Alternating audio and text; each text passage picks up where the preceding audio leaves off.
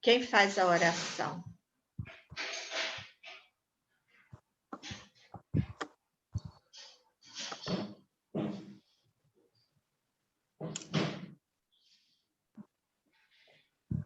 Vou fazer.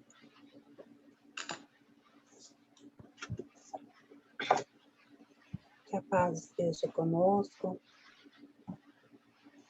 que os bons espíritos possam vir até nosso encontro neste instante, abençoando os nossos lares, iluminando as nossas mentes, abrindo o nosso coração para a reflexão dos estudos da tarde. Capacita, Senhor, cada vez mais o nosso irmão, o João, com o refrigério, com o remédio, com tudo que é necessário para que ele sempre esteja fortalecido. Por mais que haja as dificuldades, mas que ele sempre possa estar nos dando o entendimento, nos auxiliando a aprender cada vez mais com a doutrina dos Espíritos. Obrigada, Pai, também por todos os irmãos que aqui se propuseram a participar desta aula. Abra as mentes de todos e todos aqueles que direto ou indiretamente também vão participar, sejam encarnados ou desencarnados. Abençoe todos os lares na humanidade, que os bons espíritos possam derramar chuvas de bênçãos a todos. Obrigada, Pai, por esta oportunidade, que ela nos seja bendita, hoje, amanhã e sempre. Que assim seja.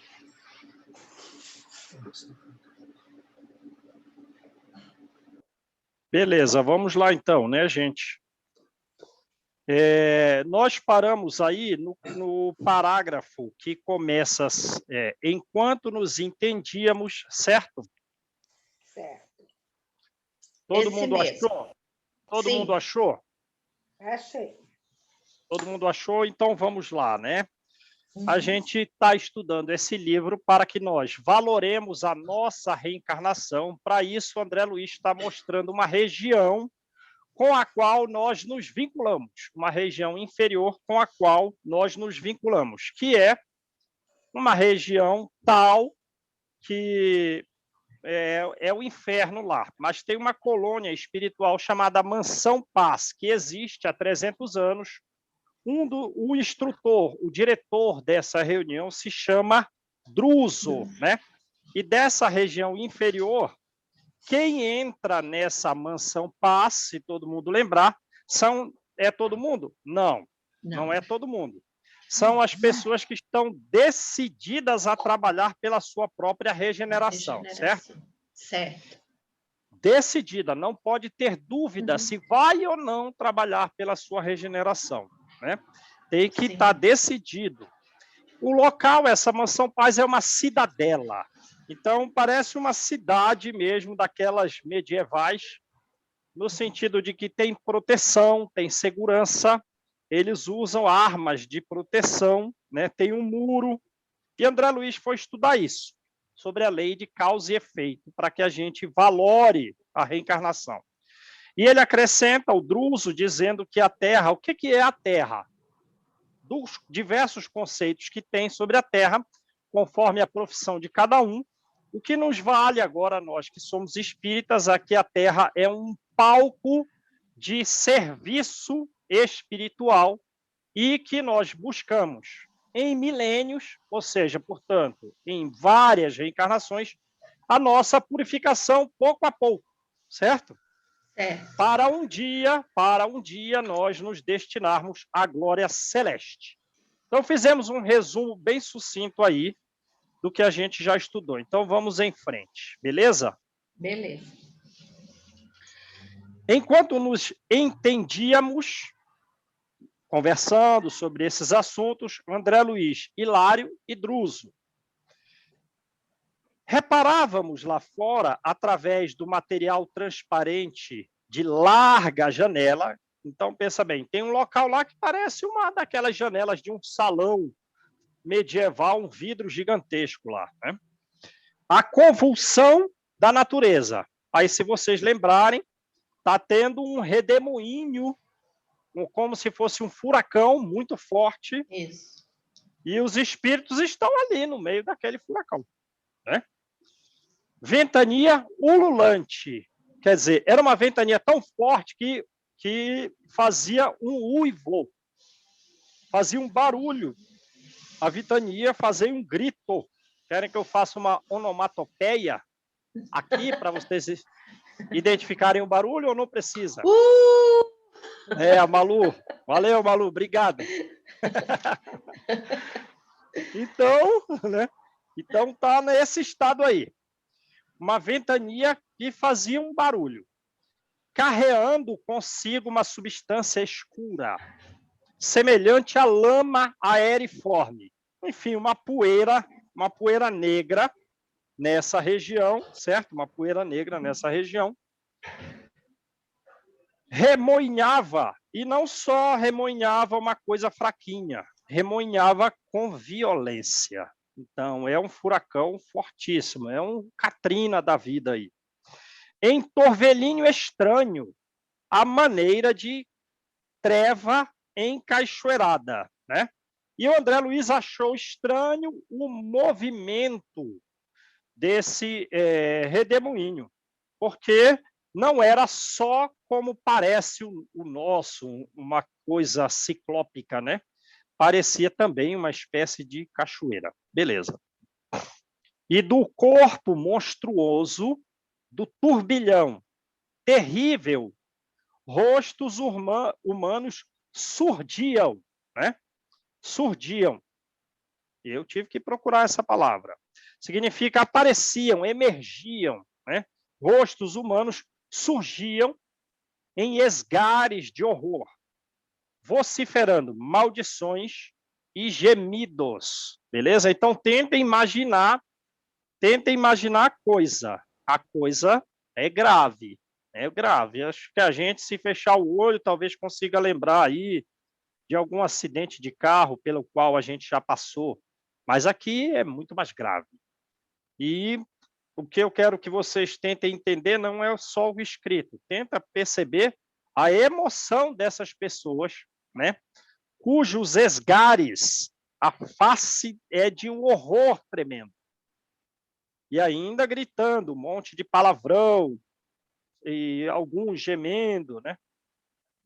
Bom, como era um monstro, essa turbilhão, eles apareciam de relance. Assim, pum, um segundo sumiu. Já está lá do outro lado do redemoinho. Jungidos, que é unidos uns aos outros, como vasta corrente de criaturas agarradas entre si em hora de perigo. Deu para entender a coisa em hora de perigo? Aquele acidente de carro ali que vai bater, aí você segura no braço da pessoa que está ali do seu lado. Esse caso aqui é muito pior, né? Na ânsia instintiva de dominar, de querer, né? Dominar e sobreviver. É como duas pessoas que estão... Uma pessoa está morrendo afogada. Se você não tiver um curso de salvamento, você vai morrer junto. Porque a pessoa que está morrendo afogada, ela vai querer te dominar. Ela quer segurar em alguma coisa para ela sobreviver. Ela quer fazer você de boia. Subir em cima de você. Você vai tentar salvar uma pessoa sem ter um curso de salvamento no mar, é bom você não ir, porque você pode morrer. A pessoa vai querer te segurar e sobreviver em cima do teu cadáver, né? Então, é isso que está acontecendo, coisa grave. Aí a gente lembra do início, do começo aqui, que ele falou que os hindus acreditavam que quando a pessoa morria, passava por um julgamento, assim como todos os demais povos que nós vimos, e essas pessoas, quando eram levadas, vai para uma colônia superior. Mas os que, digamos assim, não eram elevados, voltavam para um reino chamado Reino de Varuna, em que tinha uma serpente que prendia todas essas pessoas. Ora, não tem uma certa analogia entre esse turbilhão terrível de fluidos com uma espécie de serpente? Talvez alguns hindus tenham feito uma certa analogia entre esse fenômeno real e a ideia da serpente. Lembrando também que existe a zoantropia. No plano espiritual, tem espíritos que têm forma de serpente, que têm forma de diversos animais, né? Como a gente sabe. Então, vamos lá. Tudo bem até aí, gente? Tudo jóia até aí? Sim. Então, vamos lá.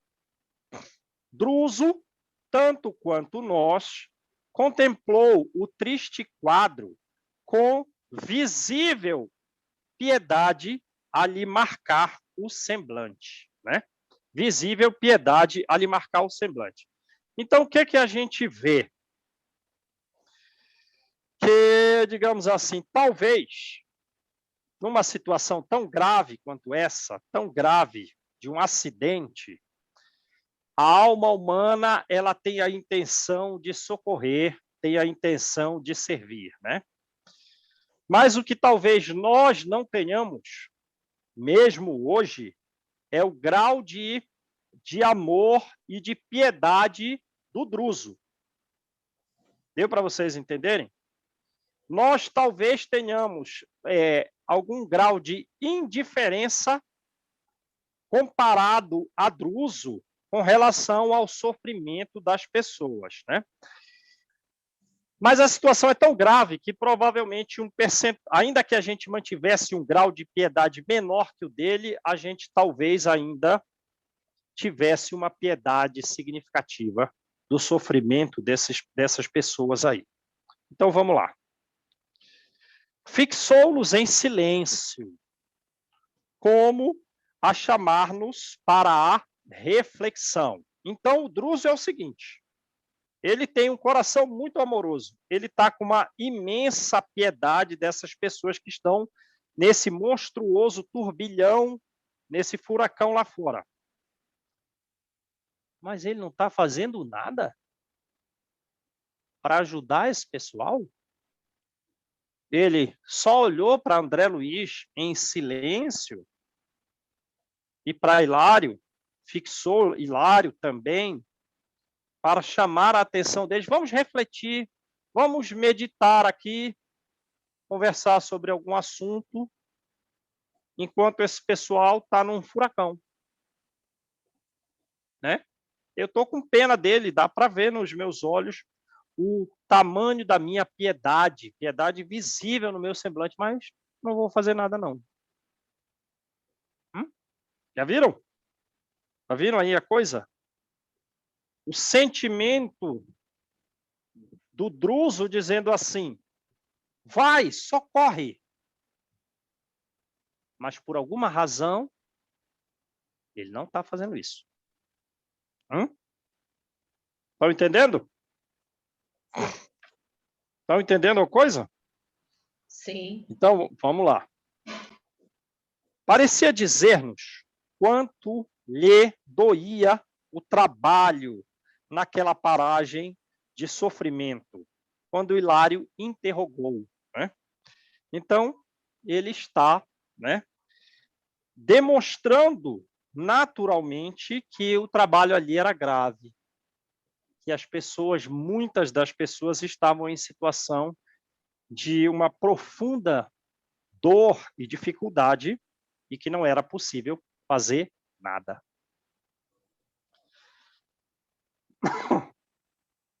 Quando o Hilário interrogou.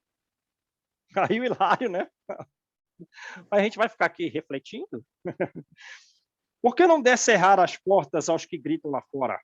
Não é este um posto de salvação? Vamos fazer a reflexão correta, a reflexão para a gente agir, ação, já que o trabalho do bem é servir. Vamos servir. Abre as portas para essas pessoas. Lá fora tem um furação, mas aqui dentro só um ventiladorzinho, um ar-condicionado. Abre as portas. Vamos pegar esse pessoal. Sim, respondeu o instrutor sensibilizado. A questão é a emoção dele. Esse é um posto de salvação. É. Sim, foi a resposta dele. Mas a salvação só é realmente importante para aqueles que desejam salvar-se. Deu para entender a coisa? Ora, e como é que ele sabe que esse pessoal não quer se salvar? Ele tem experiência. Quanto tempo ele está ali? 50 anos. Tá lá 50 anos. ele está lá há 50 anos e ele tem a experiência. E ele diz, esse pessoal, não adianta nós abrirmos a porta daqui do posto de salvação e tentar auxiliá-los, porque o auxílio é para quem deseja receber o auxílio. Beleza. E depois de pequeno intervalo, continuou. Para cá do túmulo, a surpresa para mim mais dolorosa foi essa. Foi essa. Qual?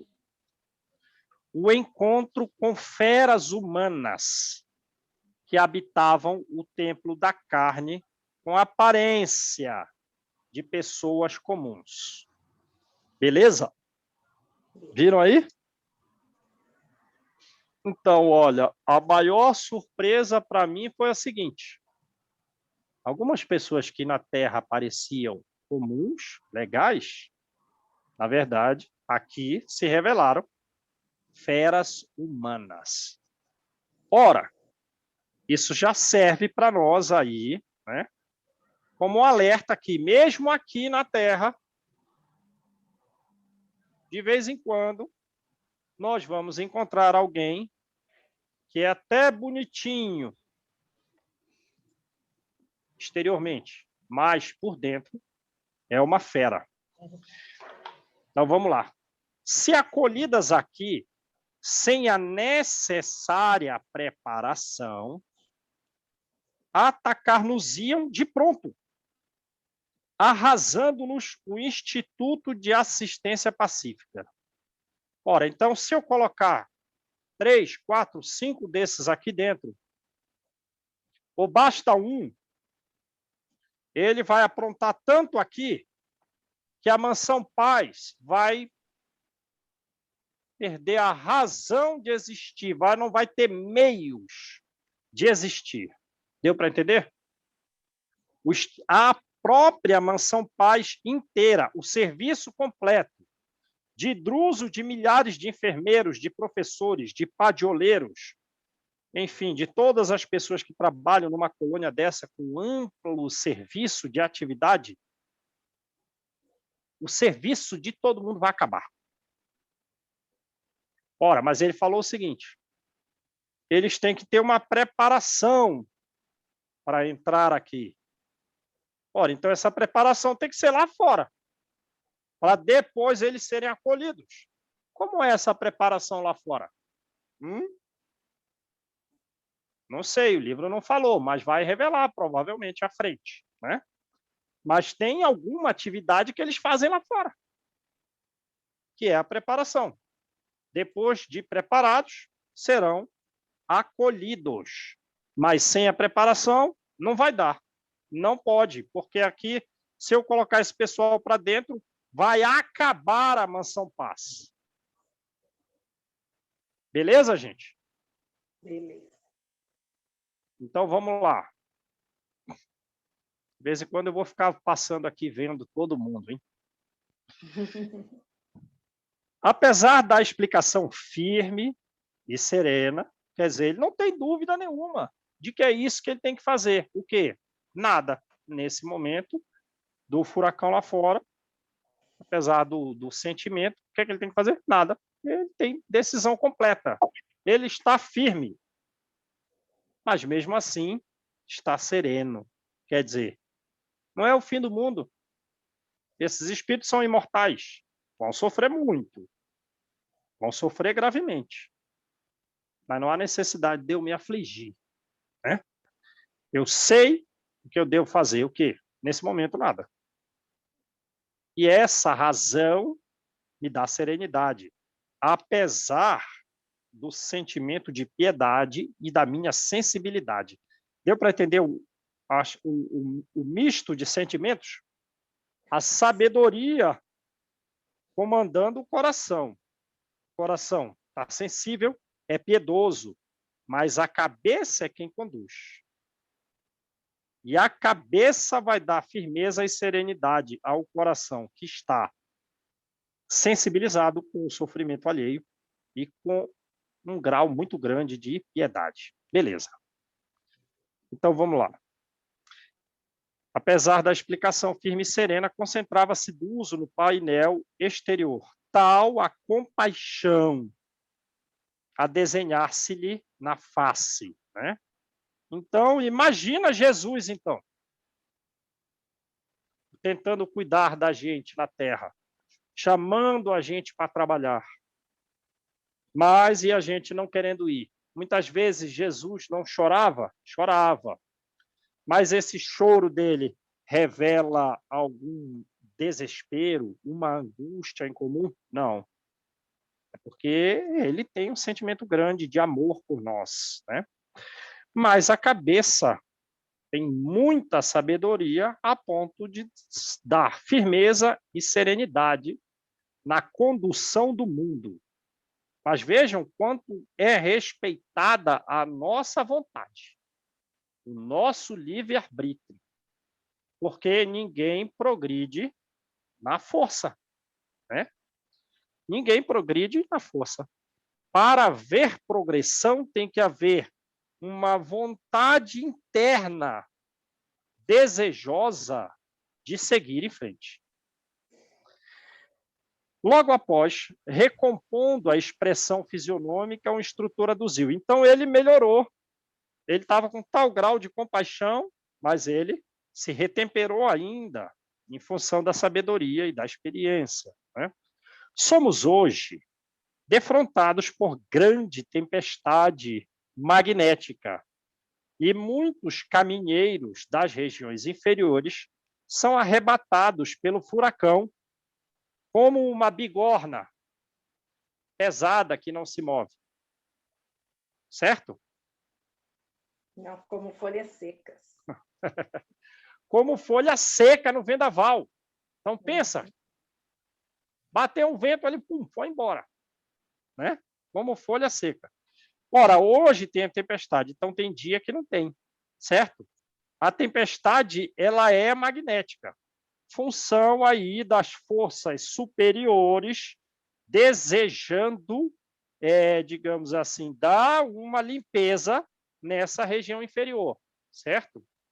Como tem no livro Obreiros da Vida Eterna, lembram? Ah, aquele fogo, aqueles raios, aquela tempestade que caía, e a casa transitória pegando alguns espíritos que estavam em condições de receber o auxílio. Lembram? Então, aqui é a mesma coisa, né? Então, quando chover hoje...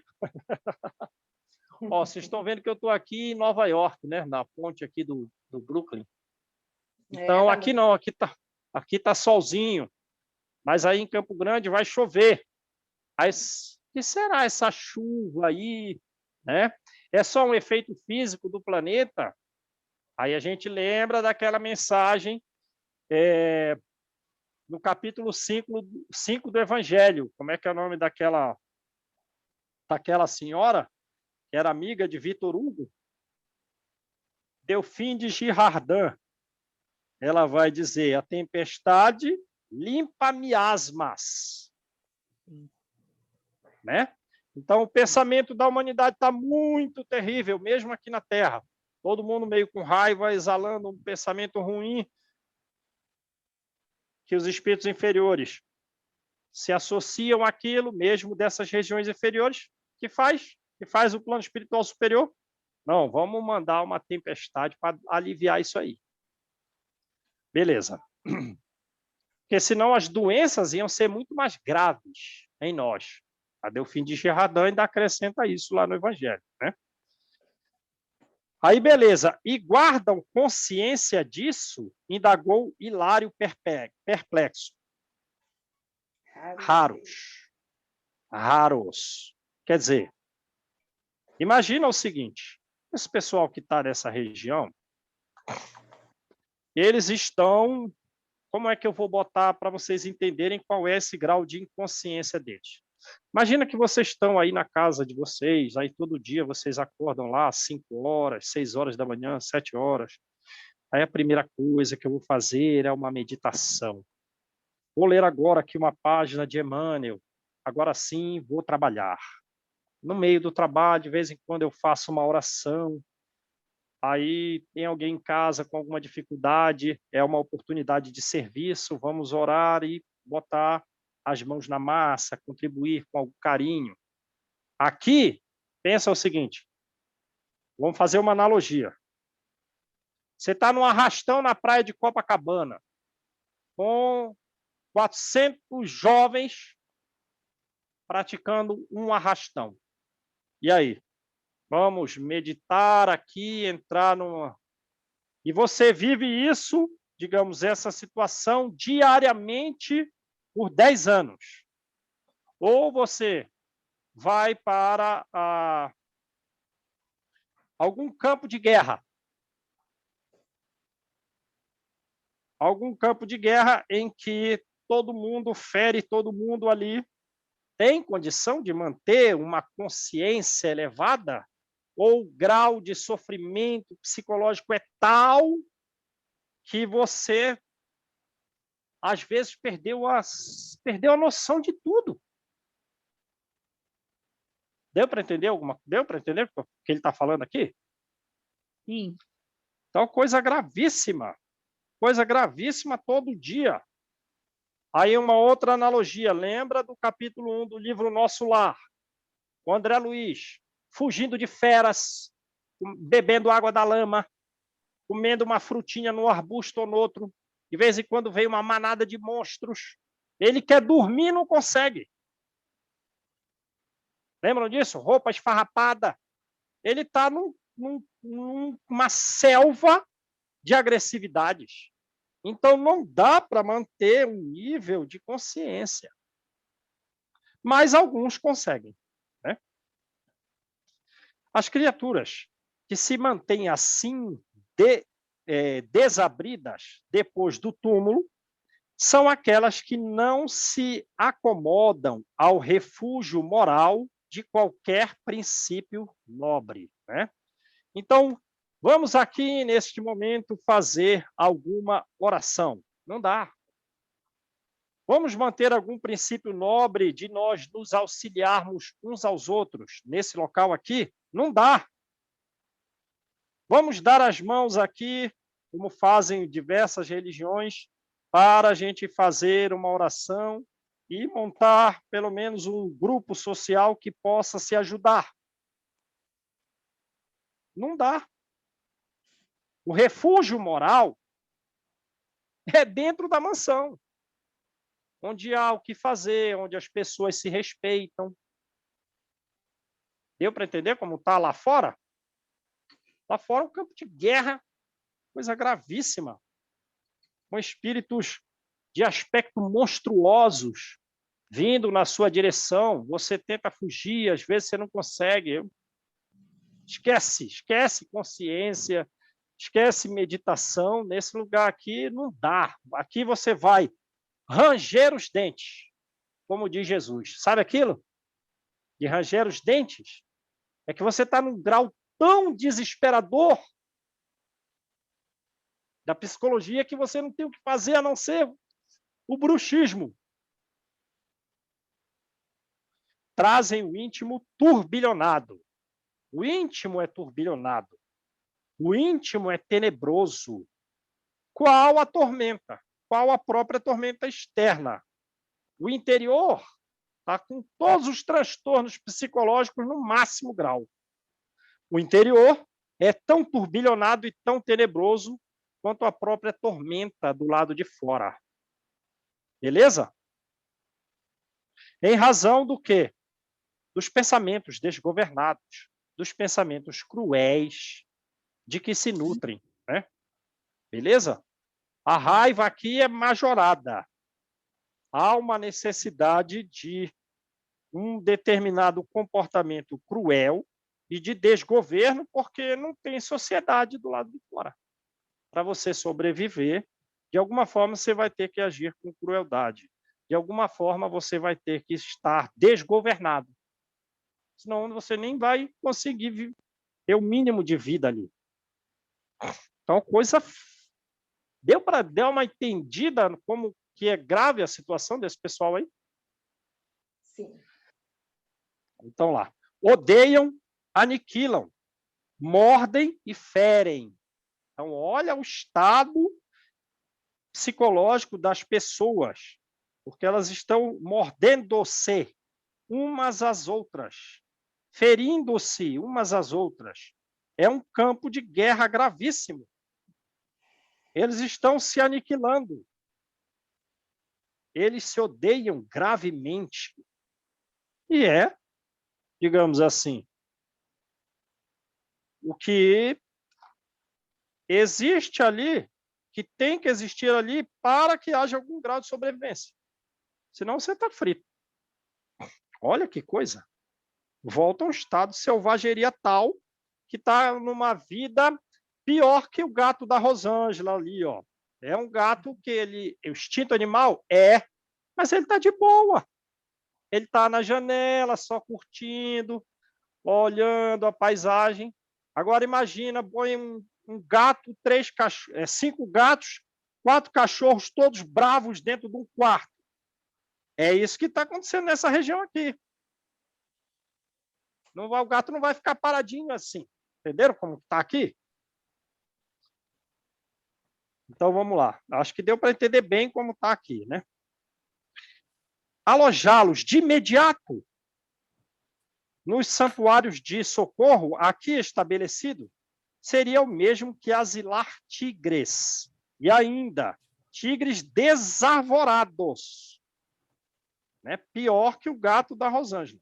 Entre fiéis que oram no templo. Né? Um tigre furioso. Não é um tigre domesticado do circo ou do zoológico. Tigres desarvorados de raiva, de ódio, que vai morder todo mundo, que vai ferir. Mas não pode alojá-los de imediato. Ora, eles têm que ter um preparo. E esse preparo é fora da mansão, como ele falou antes. Aí vamos lá. Mas conservam-se assim interminavelmente nesse terrível desajuste, psicológico e, por consequência, social, insistiu meu companheiro agoniado. Vejam aí que o Hilário, ele está agoniado, né? Então, o Hilário está mais parecido com a gente. A gente já está meio ansioso na situação gravíssima. Quem que mantém uma paz diante disso? Né? Só os elevados. Né? O Druso está com compaixão, né? Mas também está sereno. Então, vê que os sentimentos de Druso, o diretor da reunião, não tem agonia. Agonia no Hilário. Então, a gente já está mais parecido com o Hilário do que com o Druso, numa situação gravíssima dessa. Né? O orientador tentou sorrir, mas também não dá nem para sorrir, porque o grau de compaixão, de sentimento pelas pessoas que estão sofrendo, né? Mas ele faz uma tentativa de exibir um sorriso, né? E respondeu, isso não, né? Isso não, quer dizer, eles não vão se conservar de forma interminável nesse desajuste psicológico social. Semelhante fase, semelhante período de inconsciência e de desvario e de loucura, fase de inconsciência, passa também com a tempestade, embora a crise, por vezes, persevere por muitos anos. Beleza? Não deu para vocês entenderem? Então, digamos, é um doente psicológico que tem os momentos de crise. Né? Não vive digamos assim, numa contínua crise, mas ela é muito frequente. Mas alguns são mais espaçadas, outros mais espaçadas ainda, mas, de uma maneira geral, isso dura muitos anos. Muitos anos. Esse estado psicológico de terror, batida pelo temporal, quer dizer, repreendida pelo temporal, admoestada pelo temporal das provações, que lhe impõe a dor de fora para dentro, foi parar numa região que de vez em quando tem um furacão imenso. Então, são dores, são provas que vêm de fora para dentro. E essas dores de fora para dentro batem, repreendem, admoestam a alma. E com essa dor vindo de fora para dentro, eles se refundem. Refundem-se a alma, quer dizer, eles se refazem, eles se reformulam. Beleza? Se reformulam pouco a pouco. A dor de fora leva a alma a se retemperar pouco a pouco. Aí ele se tranquiliza, tranquilizando-se. Aí ficou mais tranquilo. Como ficou mais tranquilo? Pela dor repetidas vezes de fora para dentro. Ficou mais tranquilo. Para quê? Ficou mais tranquilo? Ficou. Agora tá, como diz na linguagem popular, tá pianinho? Tá. Ficou mais pianinho, tá quietinho. O que foi que deixou ele quietinho? As dores de fora para dentro, repetidas vezes por anos. E depois disso, dele estar tranquilo. Acabou? Não. Para abraçar, por fim, as responsabilidades que criou para si mesmo. Então, meu Deus, todos esses anos de dor, já aí resgatou o débito? Não. Se tranquilizou para começar a resgatar. Beleza? Beleza. Então, vamos em frente.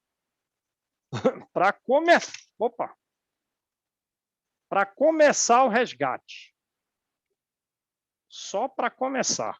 Anos de dor, para retemperar a alma, chegar numa tranquilidade para, enfim, olha, você tem uma responsabilidade aqui a assumir. Quer dizer, então, disse por minha vez, que não basta a romagem, né, o período, a peregrinação, né? Não basta a romagem, o período de purgação do espírito depois da morte.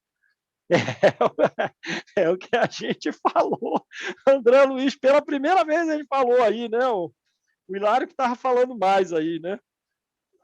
Essa parte chamou a atenção de André Luiz. O Hilário é mais parecido com a gente, assim, sai perguntando. Esse ponto chamou a atenção de André Luiz. Quer dizer, então, que a romagem de purgação, a peregrinação na dor do espírito depois da morte, nos lugares de treva e padecimento, para que os débitos da consciência sejam ressarcidos, que ele não terminou a frase.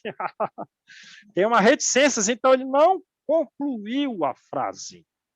Ele ia perguntar, né? Quer dizer que não basta o período de purgação do espírito depois da morte em região de trevas e padecimentos para que o débito da consciência sejam ressarcidos, nem em função... Não fala mais nada, porque o Druso vai falar agora. Ele já entendeu o que você está querendo perguntar. Ele já entendeu o que André Luiz quer dizer. Ele já captou o pensamento de André Luiz, não precisa ele explicar. Não precisa ele verbalizar. Ele já vai responder, já entendeu tudo que André Luiz quer dizer. Perfeitamente.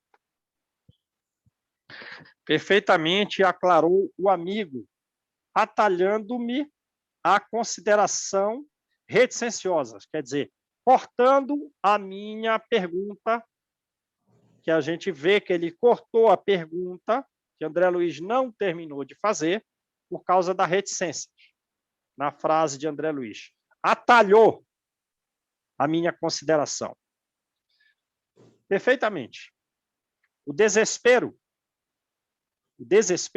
vale por demência. Aqui as almas se atiram nas explosões da incontinência, quer dizer, incontinência, quer dizer que não se conteve, quer dizer, então, faltou moderação, desregrou-se, faltou regras, né? Pela falta de se conter e pela revolta, né? Vamos praticar todo o que é bom conforme manda o materialismo e o sensualismo do mundo, de forma incontinente. Foi isso que eles fizeram, né? E ainda, quando vieram os sofrimentos e as doenças em função da incontinência, se revoltaram. Levou esse pessoal à incontinência, falta de moderação dos limites, falta de moderação dos desejos. Levou eles a quê? Juntamente com a revolta, ao desespero. E o que é o desespero? Demência. Desespero é demência. E isso, né, não vai servir. Não vai servir para ressarcir. Não serve como pagamento nos tribunais divinos. Então, você passou lá um século, né, nós, algumas almas, irmãs a nós, irmãs, almas irmãs, passaram alguns séculos como? No desespero. E a gente sabe agora que desespero é demência. Isso não serviu de pagamento das dívidas. Não serviu. Não serviu.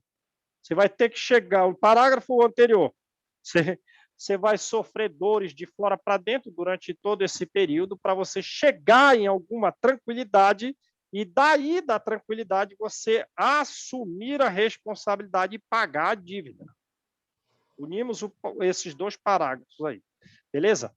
Não é razoável que o devedor solucione com gritos, solucione com impropérios, quer dizer, com ditos ofensivos, com acusações a Deus, com acusações a Jesus, com injúrias. Não é razoável que o devedor solucione com gritos e impropérios e ofensas a Deus e a Jesus os compromissos que contraiu, mobilizando a vontade própria. A própria vontade, mobilizando a própria vontade. Né? Então, desespero, grito, choro e impropérios não serve de pagamento para as dívidas voluntárias. Não ressarciu nada. Tem que chegar numa tranquilidade e da tranquilidade trabalhar, fazendo o contrário do que fazia, para pagar as dívidas, para se recuperar. Aliás, dos desmandos de ordem mental a que nos entregamos desprevenidos, olha isso, desprevenidos. Quer dizer, vamos lá, não tem problema. Vamos em frente, não tem problema não. Vamos fazer essa coisa errada aí. Desprevenidos. Desmandos de ordem mental. Temos todos nós, quer dizer, desmandos, excessos, transgressões, insubordinações no campo do raciocínio. Temos. Mas o problema mais grave é se entregar a isso. Deu para entender a coisa? Por exemplo, todos nós sentimos raivas, é uma coisa natural. Mas alguém que está se entregando à raiva, desprevenido, o problema é mais grave. Enquanto nós estamos lutando para nos libertar e adquirir um grau maior de paciência, mesmo na dificuldade, tem gente que não está nem aí. Se entregou à transgressão mentalmente. Mentalmente. Aí qual é a consequência? Surge, emerge mais infeliz. e mais endividados. E mais endividados, beleza. Cessada a febre de loucura e rebelião, cessada a febre da transgressão, da insubordinação e ainda da revolta pela dor consequente da loucura, o espírito culpado volve ao remorso e à penitência. Então, ele está falando o mesmo assunto aqui, né? Qual é o assunto? Né? Que o desespero, a gente pode botar esse, ó, o desespero não, que é uma demência, e a gente não sabia, não serve de pagamento das dívidas. Né? Está falando ainda o mesmo assunto com outras palavras. Né? Quando cessar a loucura e a revolta, o espírito culpado vai para o remorso e passa a se punir e uma espécie de penitência. Aí sim, acalma-se. Acalma-se como a terra que torna a serenidade, como a terra que torna a paciência, depois de insultada pelo terremoto, não obstante amarfanhada, não obstante maltratada, humilhada e ferida. Então, como o solo que regressa ao serviço da plantação proveitosa, submete-se de novo à sementeira renovadora dos seus destinos. Beleza? Beleza. Jesus não falou que nós éramos um solo, né? Uhum. Às vezes o solo de espinhos não é bom, às vezes o solo pedregulhoso não é bom, o solo de caminho, quer dizer, aquela trilha onde andam as pessoas nas fazendas, né? Ela não é um caminho bom, porque ali não nasce nada.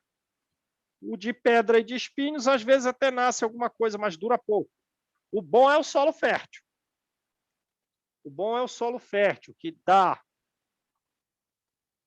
né, 30, 60. Eu botei uma semente e ele produz 30 outras, esse solo fértil. Eu dei uma semente, eles produzem 60, 90, 100 outras. Beleza, se o solo está ruim, o que acontece? Vamos mandar um terremoto. Vamos mandar um terremoto no solo. Vai revolver a terra. Aí ela se apazigua. Agora está boa para plantar. Então, está vendo a analogia que ele está falando? As dores externas pelas quais nós passamos são terremotos que removem esse solo aqui dentro do peito, tornando-nos melhor para a plantação do bem em nós mesmos. Beleza? Beleza.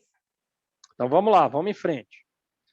Atormentada a expectação baixara sobre nós quando Hilário considerou. Então vê que o estado interno de André Luiz e de Hilário é diferente do de Druso, diante do sofrimento grave dos outros. Né?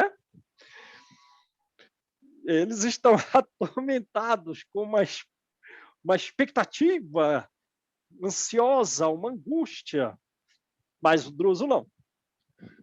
Apesar do Druso estar com grande compaixão. Né? Quando Hilário considerou, esse foi pouco, né? Porque eles estão com uma expectativa ansiosa. Então, foi realmente uma coisa que foi involuntária do Hilário, esse ar. Esse ar revela emoção, é interjeição, né? Se as almas encarnadas pudessem morrer no corpo alguns dias por ano. Ele está ansioso. Não a maneira do sono físico, em que se refazem, mas com plena consciência da vida que as espera. Está angustiado, Hilário. A fala dele é de angústia. Então, o que ele está dizendo? Se nós morrêssemos todos os anos, por alguns dias, mas não como sono, mas com uma plena consciência dessas regiões espirituais inferiores. Essa Ele tá, reflexão é boa pra caramba, né? ele tá Se a gente- angustiado. Pode falar, É. Alexandre. Essa reflexão é maravilhosa, né? Porque se a gente... Você está no meio do caminho, vamos dizer, né? Você vai morrer com 80 anos, mais ou menos.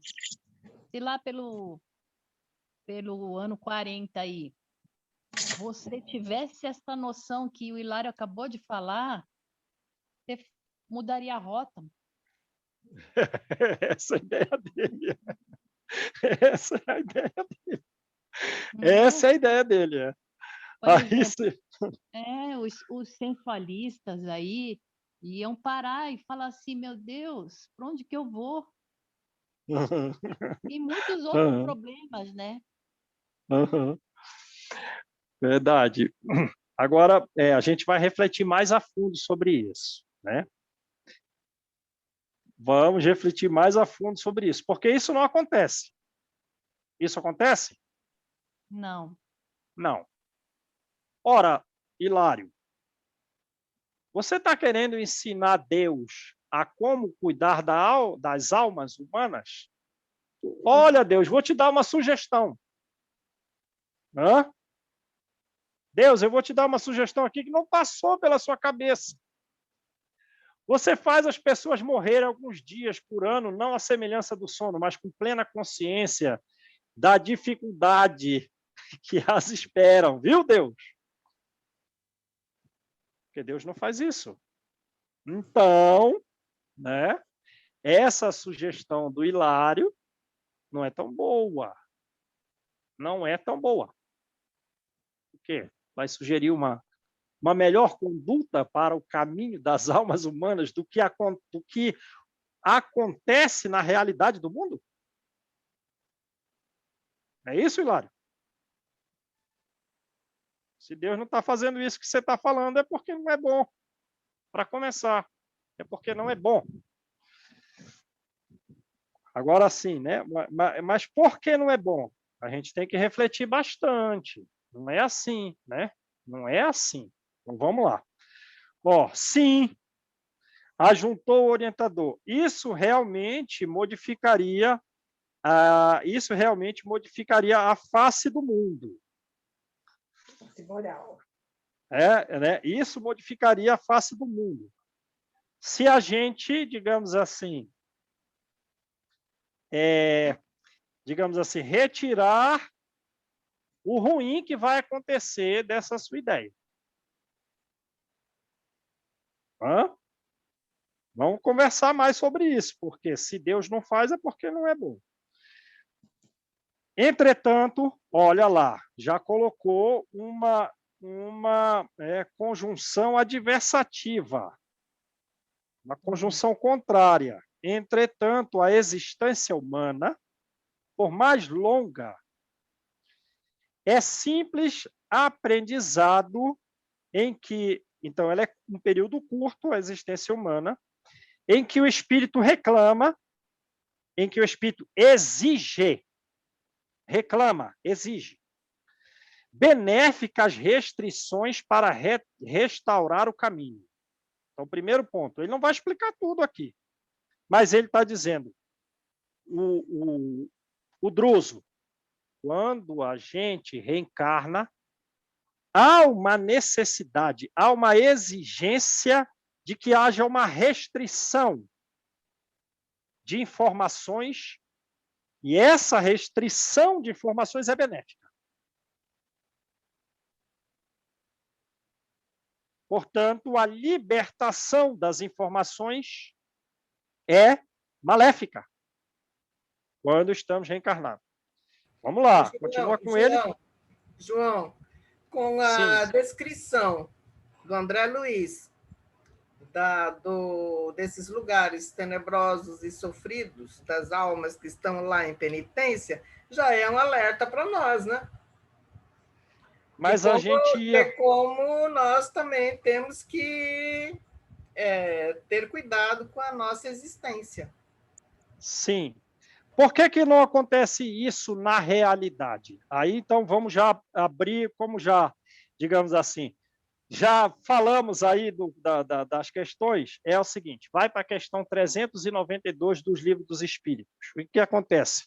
O homem não pode e não deve saber tudo, porque senão ele ficaria ofuscado. Vai para o Evangelho segundo o Espiritismo, que diz lá, ele tem que esquecer, ele não pode ver, porque isso é útil, senão isso iria agravar o mundo interno dele, ia ser inconveniente, ia dificultar o exercício do livre-arbítrio, ia trazer, Evangelho segundo o Espiritismo, palavra literal, perturbações inevitáveis. Agora vai no livro Nos Domínios da Mediunidade. Tem uma médium lá que ela tem, digamos, um contato, como é o nome dela? Ambrosina. Ela tem um contato frequente com a espiritualidade superior. Ela vê e ouve aqui diversos espíritos como se estivesse vendo a gente. Ela tem um mandato mediúnico. Ela recebeu uma procuração do plano espiritual para, por intermédio da mediunidade dela, fazer o bem. Não foi fácil ela conseguir isso. Ela conseguiu só depois de 20 anos de muito trabalho aqui. Já estava no plano espiritual dela, mas aqui ela tinha que efetivar. Ela tinha que construir o plano, beleza. Aí o que diz lá?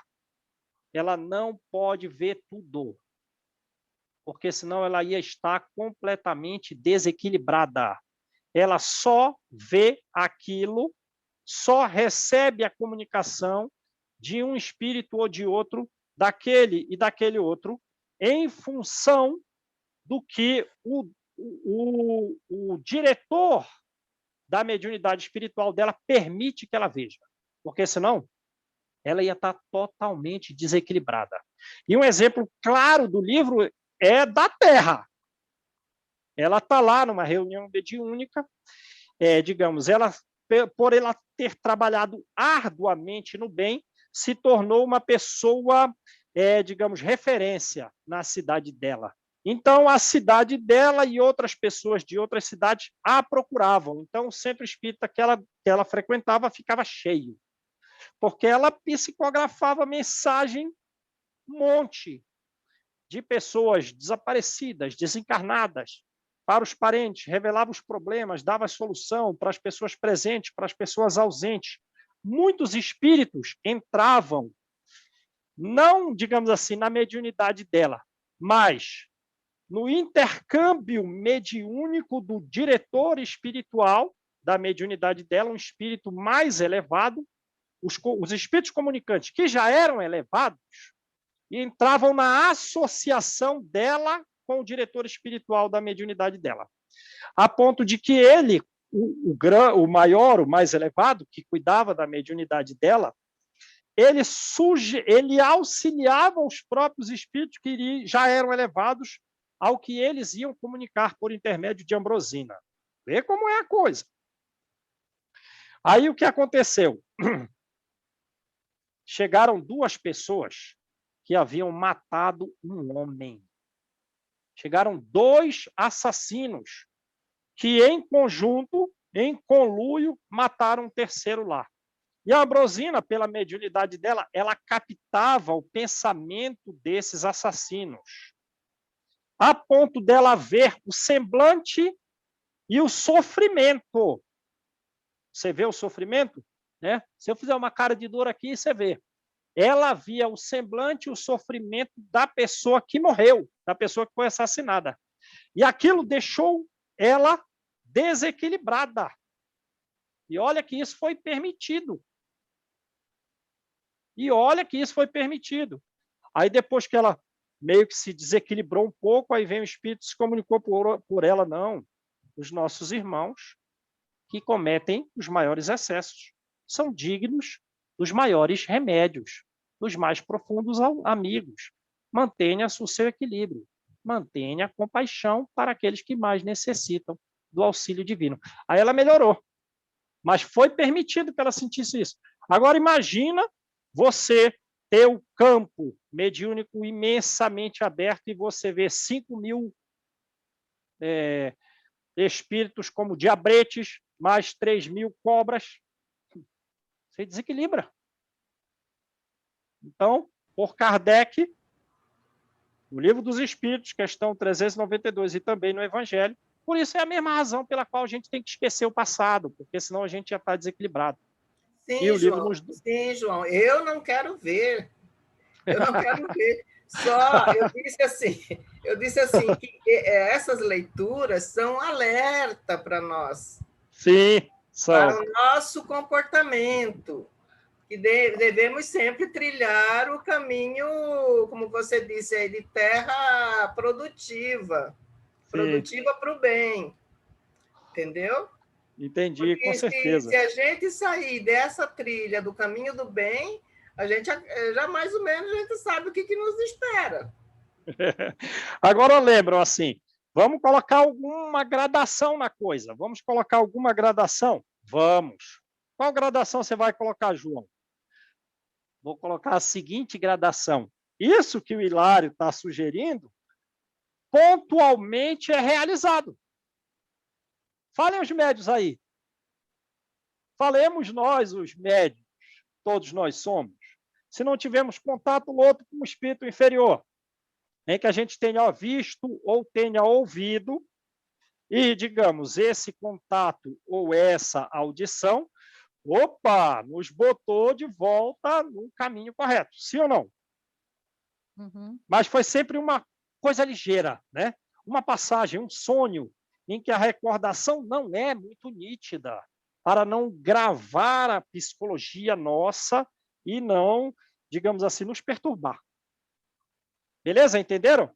Então, tem uma pitada do que o Hilário disse de realidade. Acontece, mas não é como ele quer, assim, uma ampla consciência. Algumas vezes a gente vai para o plano espiritual com uma ampla consciência que a gente já voltar perturbado. A gente já fica um pouco abalado com uma coisa ou outra que a gente vê da inferioridade, né? Mas tem uma pitadinha de tudo isso. Beleza? E, Júnior, nos sonhos, às vezes, assim, a gente não tem sonhos muito adequados, né? E às vezes a gente pode encontrar um espírito inferior aí, outras vezes a gente tem sonhos bons, a gente vai para lugares bons, a gente sonha que está estudando, mas existem sonhos também que a gente está se defrontando mesmo aí com espíritos inferiores. Acontece com todos nós, né? Acontece, sim. Com certeza, com todos nós. Uma vez eu estava... tinha viajado com, né, meio perturbado, as férias sempre a gente fica mais vulnerável, né? Com vontades inadequadas, apareceu um espírito inferior para mim no sonho. Sabe aquele cachorro que a pele é toda engilhada assim, cobrindo o rosto inteiro, fechando o rosto? Então ele apareceu, segurou no meu braço. Eu olhei, falei assim, Jesus! Aí sumiu na hora quando eu pronunciei Jesus. É alguma coisa, uma pitada parecida com o que o Hilário descreve aqui? Presta atenção. Onde você está indo? Ô, João, o que você está pensando aí da vida? Corrija esse rumo aí, senão é coisa grave. Vamos parar aí, né, gente? João, em mesa mediúnica, ver esses troços, eu tenho experiência, viu? E vou te falar, tem hora que você não sabe... entre aspas, porque a gente tem um pouco, que eu falo que a gente nunca tem tudo, mas a gente tem um pouco do estudo mediúnico, sabe, né, como o que acontece, mas eu vou te falar, tem hora que nos aterroriza.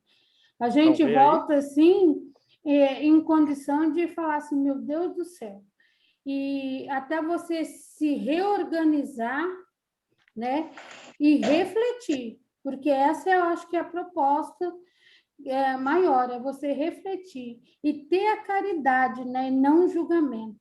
Mas refletir, meu Deus, não posso chegar nesse ponto. Sim, embora a gente possivelmente já tenha passado por lá, né?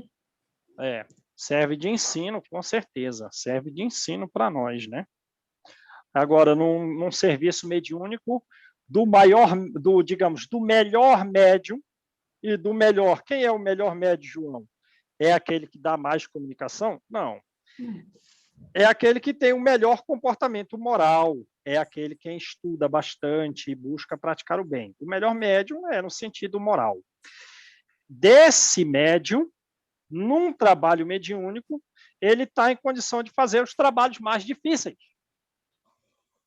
Então, pega aquele espírito tenebroso. Onde eu vou colocar ele? Nesse médium que começou, nesse médium mais ou menos, nesse médium que falha moralmente? Não. Eu vou colocar nesse melhor médium de comportamento moral mais adequado, mesmo que ele tenha 70 anos. Mas essa pessoa velhinha, e ela dá um comportamento, ela super comportamento moral muito elevado, sempre muito carinhosa e tudo. É por isso mesmo. É por ela estar em melhor condição, ela está em melhor condição que ela vai atender os piores, né? Os mais necessitados espíritos. Beleza, gente? Beleza. Porque tem pessoa que acha, esse espírito se comunicou por meu intermédio, porque há uma associação entre eu e ele, eu já fui como ele é. Não. Quem vai ajudar mais é quem está melhor preparado. Beleza? Beleza. De onde você está tirando isso, João? Da sua cabeça? Não. Livro Nos Domínios da Mediunidade. Tá, maravilha.